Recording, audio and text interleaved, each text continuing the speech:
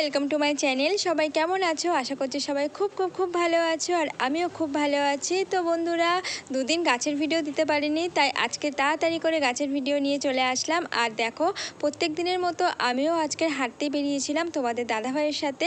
আর হাঁটতে হাঁটতে চোখে পড়লো এই গোলাপি কাঠগোলাপটার গাছটার দিকে। গাছটা বেশ বড়ও না, বেশ ছোটও না, তাই ডাল কাটতে আমার বেশ সুবিধাই হয়েছে।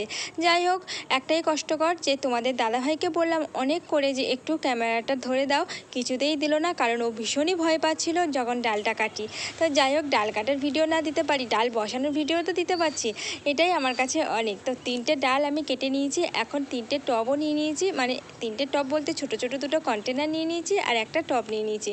এখন 3টে ডাল আমি এই কন্টেনারের মধ্যে সব বসিয়ে দেব, দেখা যাক কতদিনের মধ্যে গাছ হয়। তবে হ্যাঁ, একটা দিন কিন্তু আমি আটা শোকানোর জন্য রেখে দিয়েছি, কারণ এই বর্ষাকালে আমি এক মুহূর্ত দেরি করতে চাই না ডালগুলো বসানোর জন্য। এই বর্ষাকালে কিন্তু খুব তাড়াতাড়ি ডালের শিকড় হয়ে যাবে আর খুব তাড়াতাড়ি গাছটা বেঁচে উঠবে, কারণ আমার আরও 2টো গাছ কিন্তু বেঁচে গেছে। তোমরা যদি দেখতে চাও অবশ্যই তোমাদেরকে দেখাবো। এখন আমি এই গাছ 3টে বসিয়ে দিলাম, আর জল দেওয়ার প্রয়োজন নেই, কারণ বৃষ্টি হচ্ছে বাইরে, তার জন্যই কিন্তু আমার এখানে ভিডিওটা করা। ভিডিওটা কেমন লাগলো কমেন্টে জানিও। দেখা হচ্ছে নতুন একটা ভিডিওতে। সবাইকে